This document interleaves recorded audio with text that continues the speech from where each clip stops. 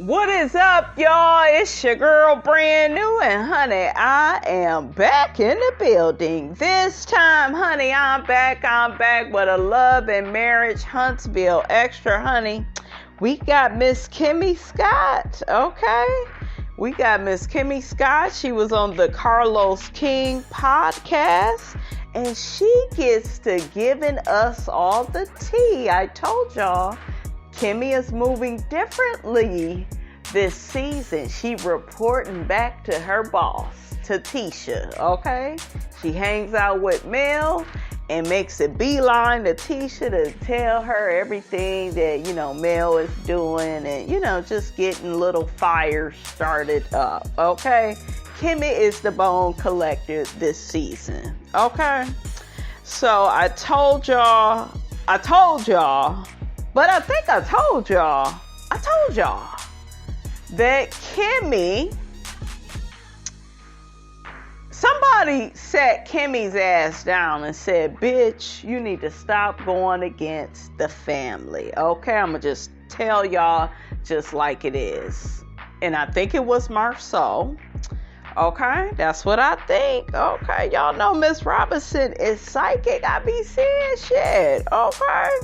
So anyways, honey, let me play that for y'all because I knew it.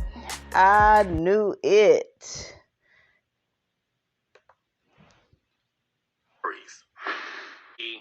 all. Or a lie, I would say, right? I would never get this. I'm on set on another show. Kimmi Scott texts me, and she said so kindly, "Hi, Carlos. Don't want to bother you, but can you talk?" And I was like, this ain't good, because Kimmi never bothers me. So I called Kimmi. In our very personal conversation, the one thing that Kimmi shared was, this situation between Tisha and I is real. And I can't have a TV show come in between my relationship. And I understand that we're doing real life. And yes, I signed up to give you guys my real life. She said, I just need to hear from you that this isn't something that is going to be labored and get bigger and bigger and bigger. Because this is my family. You remember this, Kimmi?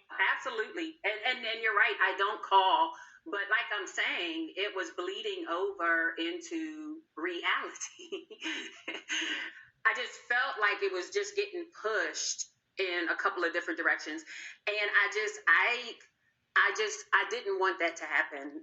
Oh, is she saying that Carlos is messy, honey, for what he pulled down to the reunion? You two are obviously family, and you're married to brothers. It's pretty evident that this relationship has been fractured. So where did things go wrong in your relationship? Let me start with you, Kimmi. I feel like the fact that I was friends with Melody during a time when they were at Discord was a problem. Mel was trying to destroy my marriage. Okay, let's be clear. She was starting rumors. She was sitting up the blog. Kimmi know every single thing. And I got a lot of stuff that I can say that you did, Tisha. I didn't do it. I didn't do anything. Okay, that's fine. And you don't want to take ownership, Mel? No, I did not take ownership. I'm just answering the question. What I expected from my friend and my sister. I have had conversation with both of them in her face and in her face, and asked Melody at the time they were having their issues to stop talking about stuff. She knows that in her face. That was the one time at Gatlinburg when Mel was like, no. It was more than one time. No, it was more than one time. It was more than one time. So stop, because it was more than one time. I don't know the other time. Yes, you do. Yes, you do, because I'm about to help you. Because it's on TV, so pipe down and let me say what I'm going to say. Don't talk to me like that. I'll come down and let you hear what you, Tisha, just stop talking. That's the problem. You talk so much, you don't listen to what somebody's trying to tell you. From here on out. Go ahead, Kimmi. Golly. Okay. One time was in Gatlinburg. The other time was on Melody's back porch. They had a conversation about they both was lying. Tisha said, well, can we just stop telling the lies? Melody says yes. I said, so we're not going to say stop telling lies. Whether you think it's true or not, can you just stop talking about it? I said that in her face. I remember that. And I said that in her face. But because y'all didn't play it on TV, some kind of way, I don't never check mail. Do you? But this is why I say on TV, I just don't think I can live up to her expectation. It's not an expectation.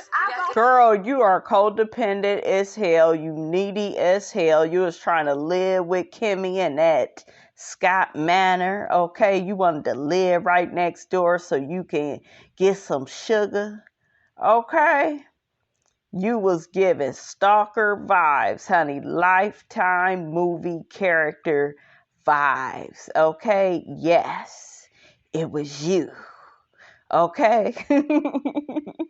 That remind me of that one lady from Women of Brewster Place. Y'all remember that old lady with the glasses? You was just so nasty. Just nasty. That lady is crazy. It's hard for my friend. I go hard for my You friends. feel like you go hard for Kimmi. You don't go hard. Being codependent ain't going hard, okay? Girl, you gotta go hard for who go hard for you. You do the same shit with your husband, do all this shit for him, and he don't do shit for you. He don't even want you speaking up on behalf of your mother. Okay, somebody could just argue with your mother, fight with your mother, and you supposed to do nothing. Okay, just stay out of it. He don't want you to have a voice. How much of that is love, you guys? Honestly, that shit is control, and too many men live their lives like that, thinking that love is control, and it's not. It's not. Love is supposed to be liberating and free, and you are supposed to let your spouse be who they need to be so their light can shine. That is what it's about. And you are about directing. That's why so many women don't want to be in relationships. They don't want you producing and directing them and telling them what to do. Okay, who to do it with, where to work, who to hang out with. Okay? Y'all be wanting to get married so you could keep your woman on a leash. It's not a partnership. It's horrible. Doesn't go That's hard a for you. lie. I go hard for all of my friends, and I expect the same thing from my friends. I've given you 27 examples since I met Tisha. She does not go hard. When have I not went hard for you, Kimmi? When have you, Tisha? Oh. When Maurice proposed, you instantly, I want to throw this for you, I want to do that for you. I was a great friend. You didn't have to ask me for anything. And ain't You didn't have to do anything. Plan when I need my friends to be there for me. I am playing this, you guys, because everybody try to make it look like it's just Mel and Letitia that don't like each other. Kimmi secretly do not like Letitia either. Okay? She don't like her, but she's sick of hearing her shit. So she's like, oh, I'm going to just feed her information, try to bring her in a little bit more. She's family. You can't move like that. Yes, you could be cordial with family, but if you don't like that bitch or you feel like she wrong about something, take a stance the way that you used to. I needed you at that moment, and you wasn't there, and I said that to you, but you want to be definitive. Tisha's spoiled. You are spoiled. Are you spoiled? I am spoiled. Shit, you are not spoiled. You are punished, okay, by your husband. You can't do nothing, can't go nowhere. He don't go to Africa with you. He can't get up to say a few kind words. You, my dear, are not spoiled, okay? It's the delusions. It's giving delusions, girl. Mm-hmm. Well, yes. But I've been called all type of now. I can say things about them on the show. I've never called them out of Tisha, their oh my God. The only anything. reason I ever said anything about you is because I listened for a whole season about you and your mama dragging me. And I didn't say nothing about Oh, now ain't that familiar? Don't that sound like Mel? Mm-hmm. So please, this ain't about Tisha and Melody, this whole beef that's going on now. Kimmi don't like her ass either. Cause she knows she ain't no good. your bad attitude or your selfishness. And it's driving. You hear how loud Tisha getting, but she don't do that with MARSAU. It's yes, sir. Maurice, can you talk to your brother? Okay? And Melody is just smiling like, damn. I know I'm not crazy. Because this bitch crazy. Letitia. Because she can't even get along with her own sister-in-law. See, her not getting along with Kimmi was a bad look. Now they have to make it look better. Okay, that's the Scots. They are so surface, all of them. We got to make this look good. No, let it be what it is. Shit. That's why they got a problem with Melody and Martell, because they shit just out there. It's just hanging. You just see it. Okay? Crazy because I've waited a long time. Hold on, baby. Hold on a second. Absolutely. One thing about Kimmi is, regardless if you're a friend or foe, she knows the difference between right and wrong. Is Tisha too immature to handle the conversations that you really want to have with her? Now, why would he ask that? Because he has thought that himself. Okay? Carlos is shady. But he's on point, though. Okay? He's not lying. And Destiny's sitting there like, damn, they just shading this girl. You heard what the man asked? Okay, she's immature. She's like a little kid. That's how codependents act. Not all, but some of them, they're very they are so rude and so disrespectful. And then they so obedient to that man. And he, yes, sir, no, sir. How high do you want me to jump? Okay, and then with women, they all nasty and rude. Okay, quick-witted, quick to put another woman down. And those type of women, guess what? Those that try to knock others down, stay down. Okay? I'm not going to use the word immature. I think Tisha, that's just not the world that she lives in. Even Kimmi had to clean that shit up. She said that's just not the world she lives in. She resides on the first floor. I keep trying to tell y'all don't listen. Okay, one day you'll listen. I don't like them being like this, and that's because Melody, shut up, girl. Shut your ass up. Okay? You like it because you was smiling. You was like, Melody had a giddy ass look like, oh, see, I know I wasn't the only one. And you get like that in a friend group. Because I know several times I was kind of happy certain people was getting into it with certain people. Because I was like, I know damn well I'm not crazy. They was like, nah, girl, that person crazy. So I was kind of, you be kind of happy sometimes like, damn, you see what I see. This bitch is crazy. And she was secretly coming together with Kimmi in her head like, girl, I feel your pain. Tisha is too needy. And if you notice, most of her issues is when you stand on your own, when you hold your own, when you isolate away from her and take some time for yourself. She don't like that. She let MARSAU do it because he went all the way to Africa, So MARSAU, he could tell Tisha, honey, bitch, I'm going to the moon. Okay, see you next Thursday. She'd be, yes, MARSAU, yes. Oh, I'll wait on you. Okay, I'll fix you a plate. Shit. Start bleaching them damn clothes. Oh, yes. There was a laundry accident while you were gone. Oh, my. Y'all know us cancers. We some evil motherfuckers. But, there's that, But we're sweet and loving, but don't cross us. Okay? Okay, girl. Saw them when I met them. I saw them in a much, much better space. Well, let me ask you this. Is Tisha the type of woman you would be friends with if y'all weren't related? No. because I don't have that kind of energy. What in the higher learning? Do y'all hear that serious ass music played in the background?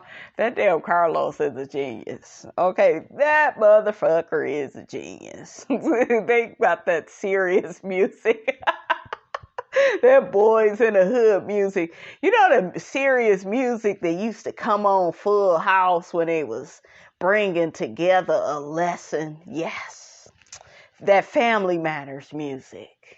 Yes. What happened to that? Now we got all this reality TV. It's just folks.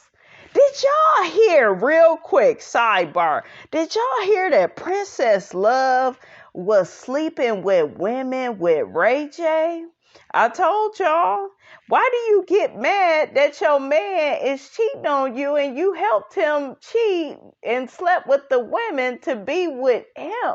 Princess girl, that's another slave right there. Okay, I knew it. I knew them two had something in common, okay? I knew they had something in common, except Princess, she fights. You know, Letitia, she just be sitting there and talking. And, you know, she's just there. Okay, what Nene say about Cynthia? Just there, you know, so. I just don't in life. Does it break your heart to hear that? No, I mean, that's how she feels. That's how she feels. If she wouldn't be my friend, we don't have to be friends. We can just be family. She didn't say, oh my God, like a damn kid. You know how a kid take what they want to hear from what you said? That ain't what she said. And watch, they have to clean it up. The adult always got to clean up the kid's mess. I'm saying, I mean, you see the whole energy. We can't be friends, we'll be friends. You said no. It was a hypothetical question. Thank you, Destiny. But you a damn kid too. So, girl. You know what I realized with Destiny? She always playing double dutch. She that motherfucker that, you remember when you played double dutch and it was always that one girl in your crew that took all damn day to get her ass in the ropes? That's Destiny. That's Destiny with her friendships, with her business, with everything. Okay, that's Destiny. Just still, you know, waiting to jump in. Don't never fucking jump in and get the party going. Always on some third party bullshiggity. I knew it. That. But my thing is, as a friend, if a friend tell you, hey, you hurt me, or I expect that you could be here for me in this moment, and if you can't be like, okay, girl, you know, I'm sorry, I dropped the ball, or whatever, you have to come back at me and tell me how I should have felt, then no, I wouldn't want a friend like that either. Girl, please. Okay?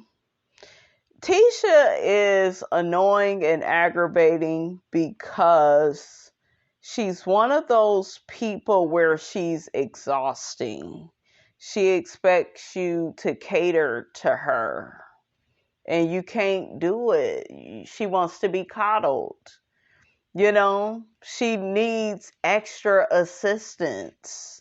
It's like, girl, you know, she just, everything hurts her feelings. It's one of those people, and I've been around one of those people before, and it's just, I can't be bothered, you guys, with people that are emotionally exhausting. I can't do it. I can't. That, I can't deal with that as a friend or a family member.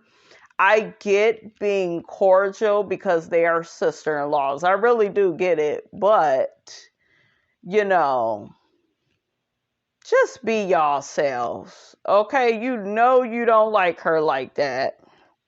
You ain't got to fight her, but you can let her know when she's wrong.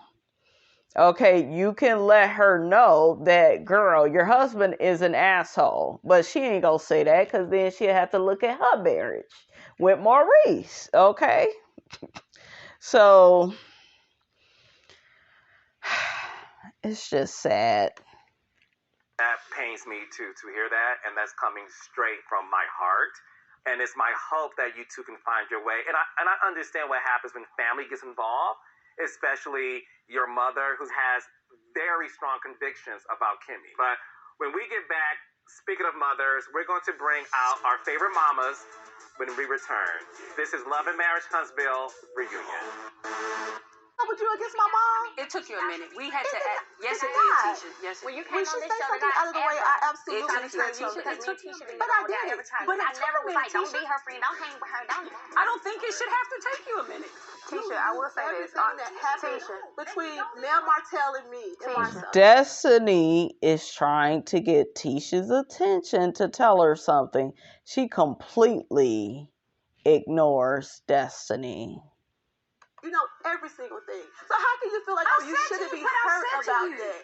But someone I thought was my friend. Well, and our whole issue started because you were, before this show, you was out in the streets talking bad about me. There And wasn't that's nobody why, in the streets talking see, the about girl, you. that's so, Okay, see, that's immature. old, man. I'm That's not gonna even do immature. that with you. But the girl When thing you nobody in just those did, streets that's talking immature. about Yes, you. you were. Okay, Yes, you were. Okay, Yes, you were. Because I care about this.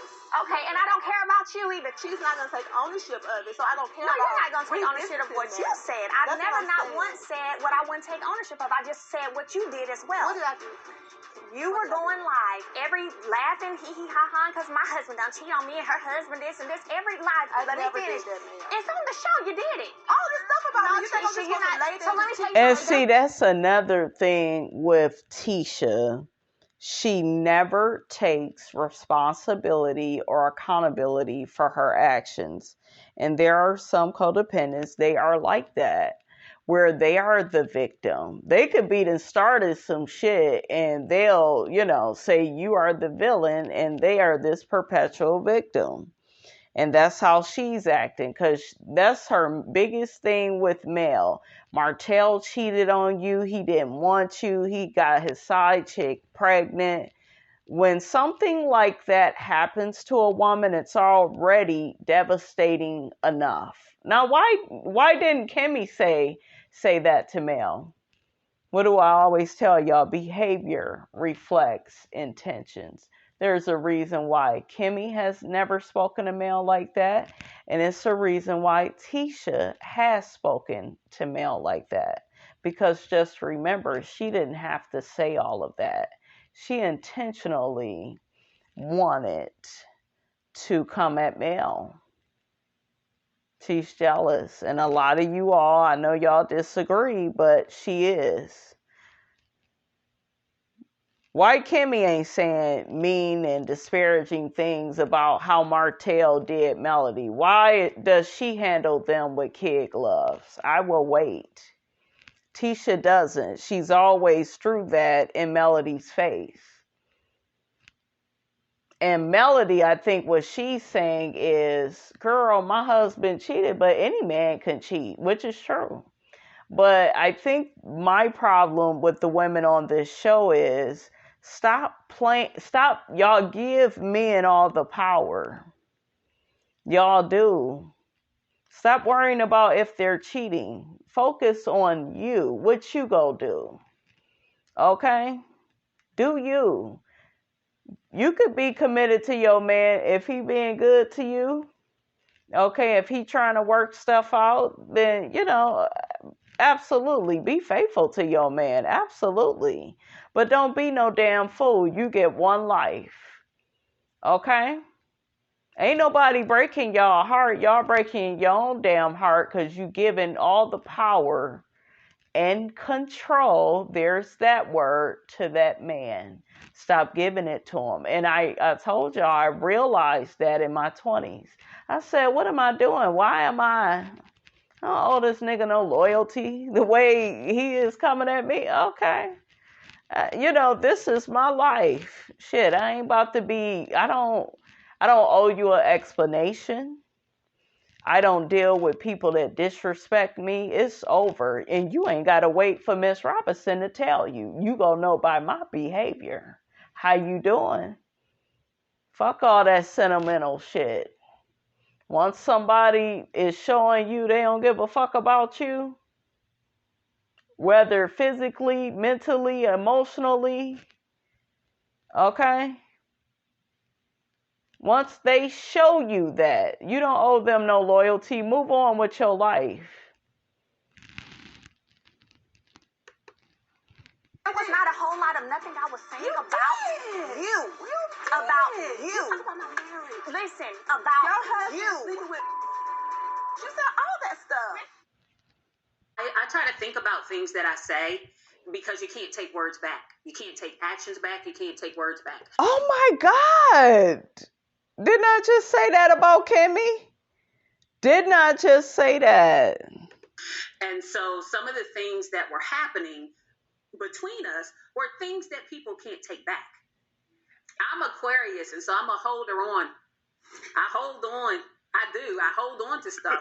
And so when people say things to me or do things to me in anger or in the heat of the moment, I remember it and I hold on to it. And I'm not saying that's right. I'm just saying I'm a holder on. I wanted to be transparent. I wanted to be open. I wanted it to be fixed. And I wanted to do what I signed up to do. However, it was an area that I was uncomfortable in. And I just didn't know how to navigate. One of the things I would say that through this, I think that Kimmi has been forced to grow in some areas because up until this point, it's all right, see you. Yeah, You know, that's true. So now it's actually forced her to push past certain things to, find ways to compromise and work things out. And that's like another misnomer, I guess, from the show. And people will say like, oh, Kimmi did this and she's still talking about, and she's still, no, y'all kind of maneuver some situations because they make us have conversations that sometimes I wouldn't normally have. I am a legit don't give a fuck. Like, I'm finished. Like, I just don't have the time or energy.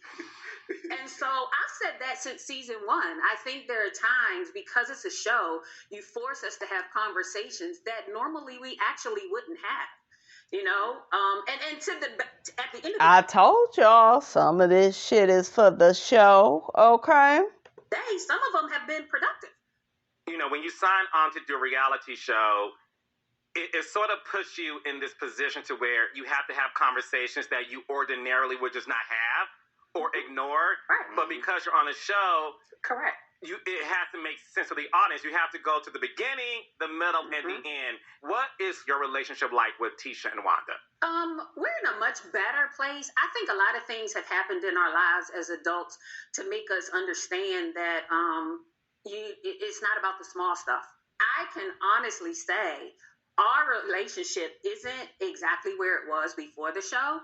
That's just an honest statement because things have been said and transpired, and you just kind of see different angles of people where you accept people where they are. There's some things about me that I feel like she feels she's had to accept that she didn't feel like she knew before, and vice versa. Wanda and I, we it's not like we talk on the phone or anything, but even off screen, we still had some situations where I think Wanda has been out of pocket.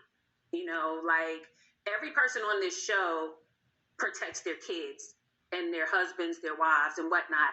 And so we've had situations even still where Wanda, in my opinion, has spoken out of turn to my kid. And it's not cool by me. And, the apologies after the fact, I think they get old. Like at some point you just stop.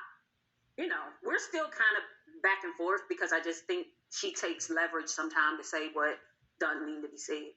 I want to go back a little bit to season 1 because in the beginning of the season, it was rumored in Huntsville that Martell was stepping out.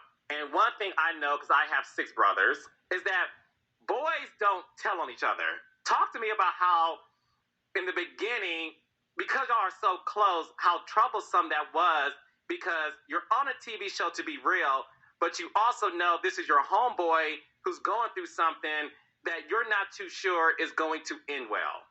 Carlos, I know that, I don't know if you know the conversations that we had, but it actually was a pact. And it wasn't just a pact between the guys, it was a pact between the 6 of us. Because we knew about all of this stuff before the show started. And it was shocking to us, like if you saw my face in the episode where we're all sitting around the dining room. So we're talking about this. And I still didn't know that it was going to go full tilt. I'm just saying, it was one of those what if questions. Because when we used to all get around Mel would always have these what-if questions that would get it going. Like some couples, they might fight that night. Other couples, they might cuddle that night. We don't know based on the what-if question. I thought it could have been a what-if question. But nonetheless, based on what they had already went through, it was a shocking question that was the what-if. It was all 6 of us. We all 6 because we were friends and we did know stuff about each other. We all 6 sat down and full transparency, because fans will probably not all be that happy, but we all said, what's things y'all don't want to talk about? Like, whatever you don't want to talk about, let us know right now so we don't accidentally touch on it. You see what I'm saying? And that was one of the things that they asked. And this is funny. One of the first 2 episodes, we were doing my bridal shower filming. And they wanted Maurice and I to talk about the rumors. And me and Maurice kept dancing around it. And we was talking about everything else and not doing it. I remember you, Angela, y'all pulled us out the bathroom, pulled us right here into the hall, and said, what is going on? Why won't you talk? Da, da, da, da, da. And we told you, we had this conversation and they asked us not to talk about it. Like, they asked us not to talk about it.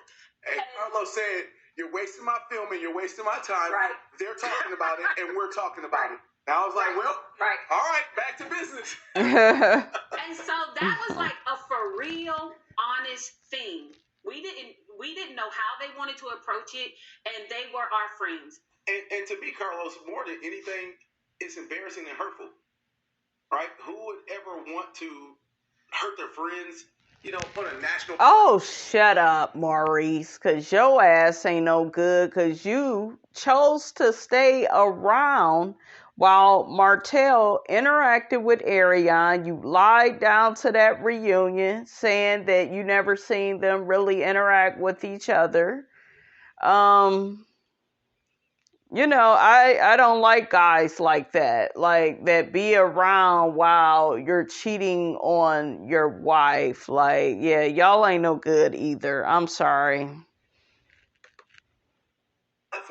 They weren't here at our house when that happened. So when things started going left, we were trying to protect y'all. And that is very true. Obviously, I said this on the behind-the-scenes special that aired, I think, 2 years ago or 3 years ago. A week before we were shooting the pilot episode, Melody was like, I got to tell you something. Martell is cheating on me. It's been going on for a very long time. I was shocked because when I met them, they pitched me like an HGTV type show amongst themselves. And based upon what they presented to me, I was like, this brother is sprung off of some Melody hold. He lets her shine. She is like this star, and he's like, here you go, baby. But long story short, that dinner scene you're talking about, Maurice, because we knew the information, because Melody shared it with us, it was a moment of, what do y'all normally do? How do you address stuff? And Melody did say, Maurice, I asked these what-if questions, and it gets the party started, pretty much. We had no idea what the question was going to be. So I said to her, look, let's just shoot this pilot. If you want to pursue it afterwards, great. If not, no love lost, but I believe in God's destiny. And if we get picked up for a season, it's meant to be. So when she asked that what-if question about what if, this whole thing about respectful cheating, and Maurice gave the best reaction. Kimmi in her ponytail and her off-the-shoulder top was like, there's a thing called respectful cheating. Like, what are we doing here? And because of that dinner scene, when the network saw the pilot, obviously they loved the fact that they kept saying, like, these are some beautiful couples who are smart and successful. And that was the draw to them. The Comeback Group initiative was the draw to them. So we knew we had that. The network had no idea that you guys had this interesting personal story going on.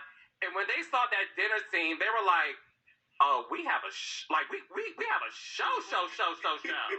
Like, this is going to be something interesting, because I was shocked that Martell was doing that, and the network was shocked.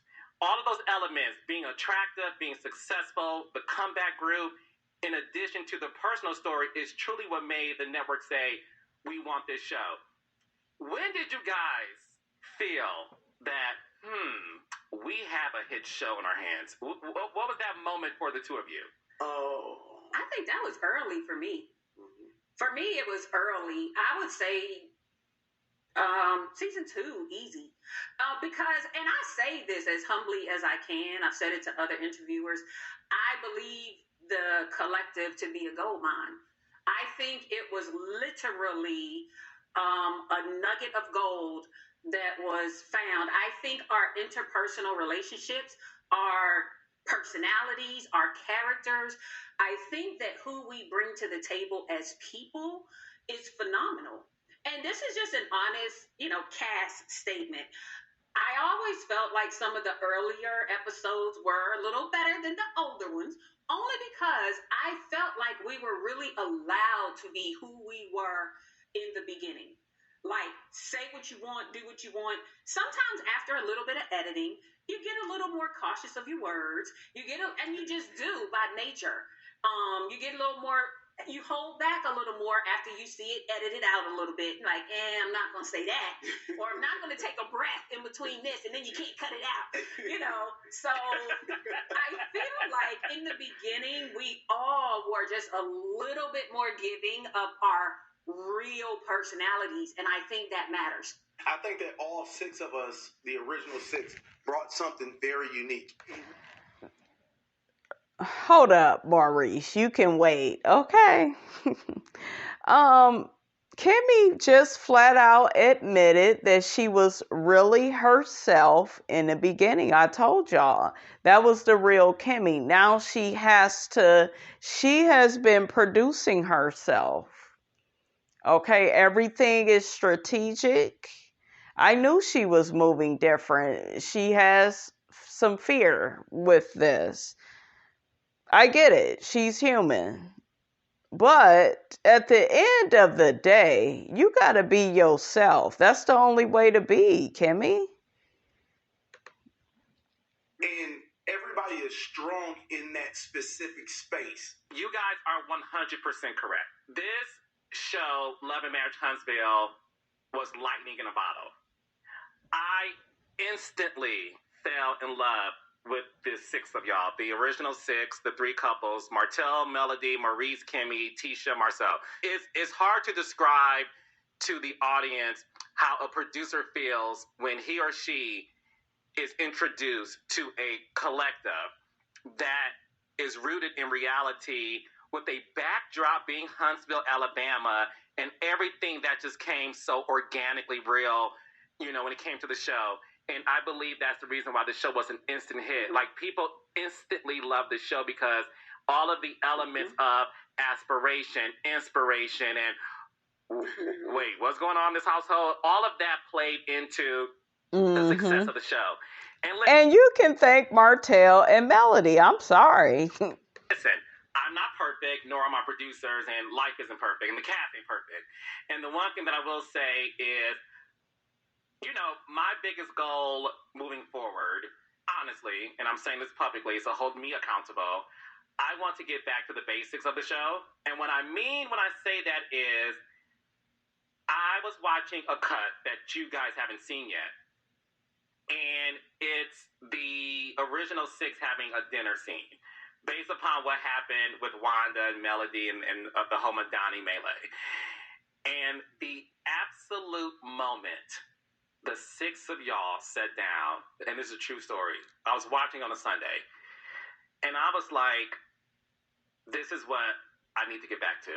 Like, it was just something, it was something magical happens when the 6 of y'all are together. 100% agree. 100% agree. And I agree. I would like to get back to that, and I agree with you. I think in the beginning, I'll say this. I think in the beginning, everybody was hungry. Like, we want to be number 1, and we're gonna give everything to it. And listen, this is no shade to anybody. I always say to people, I have no idea what it's like to be on reality TV telling my personal business. I don't know what that feels like. And I always say to people, I understand that at some point it comes a time when you're like, I don't want to talk about it. I don't want to address it. I'm not going to say how I really feel. Destiny, basically. Okay. I can help you, Carlos. I don't feel like dealing with the backlash of it. And my hope, and I believe this will happen, but my hope is that we do get back to the original way the show was, which honestly, and I know the listeners are like, whatever, Carlos, you like messy, ratchet shit. And listen, listen, we all do. Let's be clear. But you need a little of it, little sprinkles. But next season, I want to see more of the six of y'all in the same room. And I know, based on where we are right now, that's a tall challenge. Baby. However, I am not going to rest until we all collectively agree that our relationships may not ever be the same. But we all love this show, and we all gave our all to this show. And let's get back to doing that in a way that is honest when it comes to the six of us. So I wanted to let you guys know that. I already spoiled what my meeting was going to be about, but I still have more to say that I ain't going to say on the podcast. But, you know, that's the main thing. But do y'all agree with me? 100%.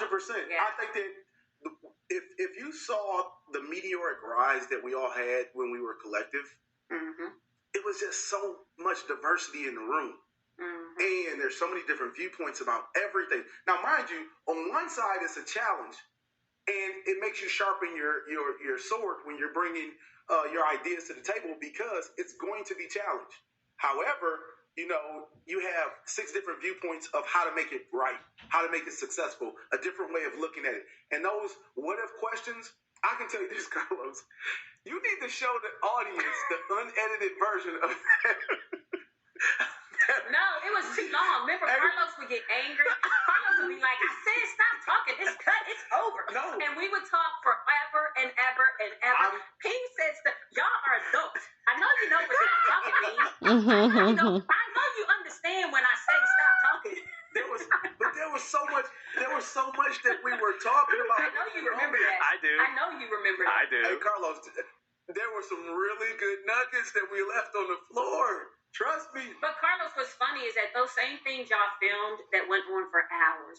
When we were upstairs in Cotton Row, first season, when we were in the dining room, when we were out in the little cotton field, they go on for hours. Yes. That was like real life. We would talk for literally hours on end about those kind of things.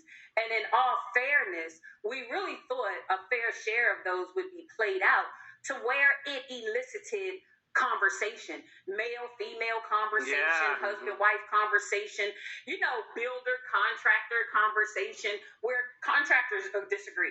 You know what I mean? So we've always been in that little vein about just kind of spurring on conversation.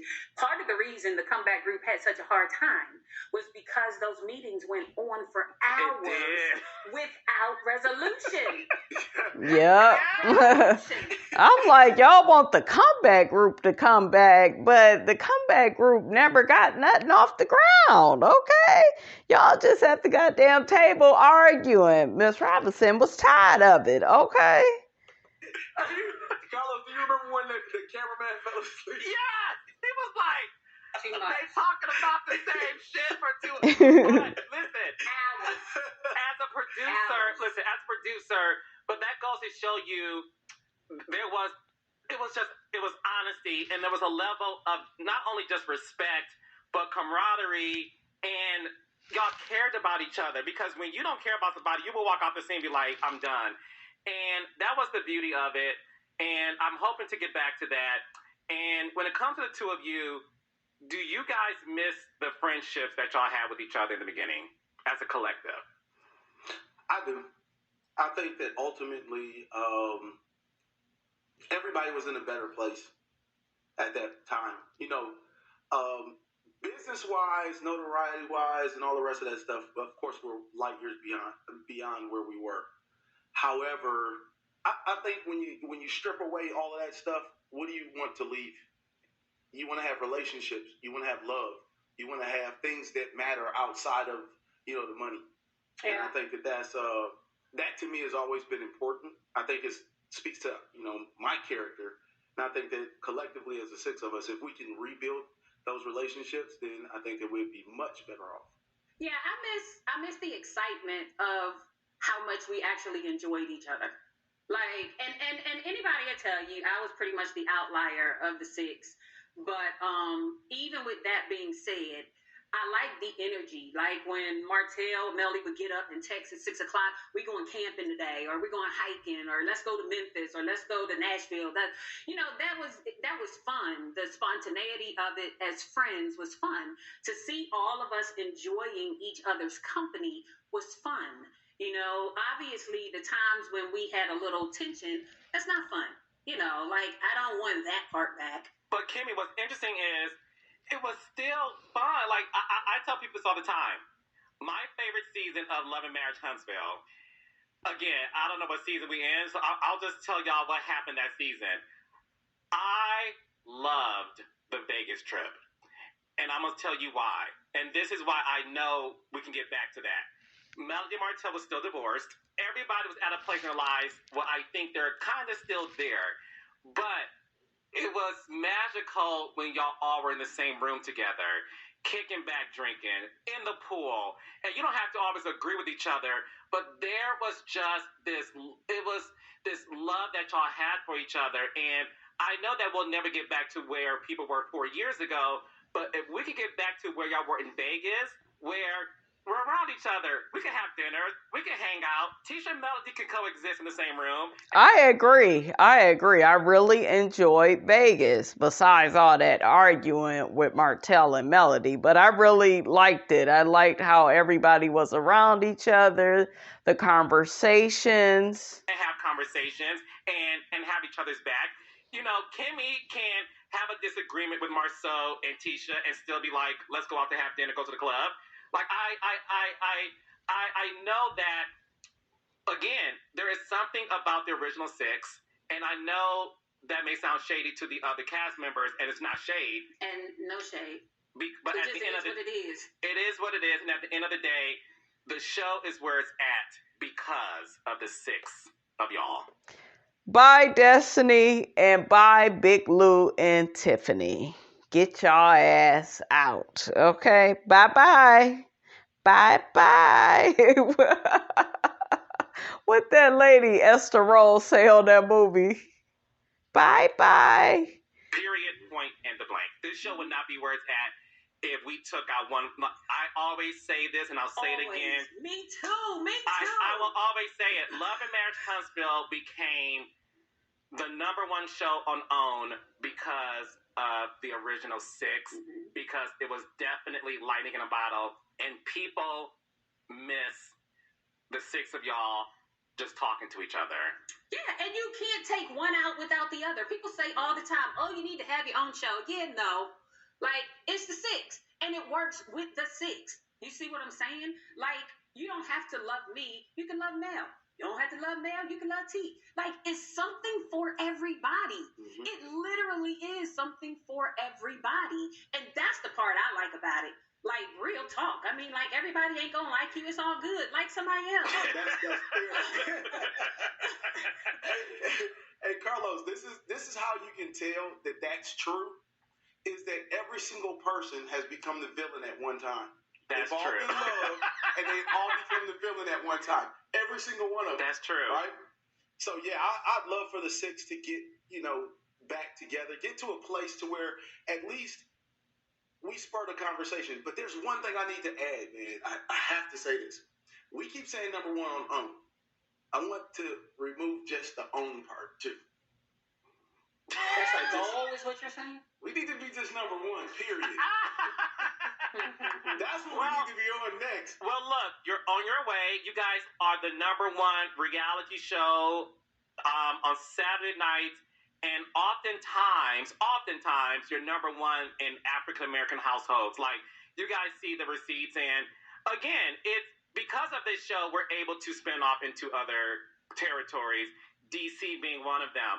Like, and I just think that's honorable, and that's what you should. Yes. Because of the six of y'all, because I've met with Mel and Martell, because I'm believing in the show, It helped all of us. It helped me. It helped you guys. Like, It did. I don't think it's an issue saying thank you to people that had some sort of way into your destiny. I think that just glorifies God, that we all can work together. So the idea of a franchise for a Black-owned production company is a big deal because it doesn't happen every day.